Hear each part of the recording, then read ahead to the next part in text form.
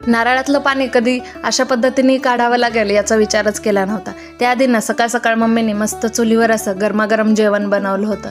आणि चुलीवरलं जेवण किती खमंग असतं हे तुम्हाला तर माहीतच आहे. गावी गेल्यावरच हा अनुभव आपल्याला घेता येतो. जेवणामध्ये ना सिंपल अशी तुरीची आमटी, चुलीवरल्या कडक कडक भाकरी, अंड्याची पोळी असं काही होतं. जेवण वगैरे केलं आणि नंतर ना आद्विक म्हणे, आजोबा मला ना नारळ पाणी प्यायचं आहे. मग काय, आजोबा लागले ड्युटीला नारळ पाडायला. नातवाच्या हट्टापुढे काय चालतंय का कोणाचं. मग काय एवढे सारे नारळ काढले होते. पण ना नारळ एवढे कडक होते की आमच्या चाकूने काय ते सोलतच नव्हते. मग काय मम्मीने घेतली कुऱ्हाड आणि दाखवला गावठी दणका.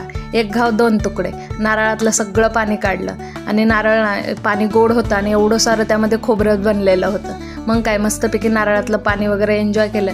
छान गोड पाणी होतं आणि घरच्या नारळाची ना काहीतरी मजाच वेगळी असते. आणि त्यातही माहेरचं असले मग काय बघायलाच नको. मस्त नारळ वगैरे पिलो आणि मग काय इथं मम्मा बेटाचं मस्ती सुरू होती.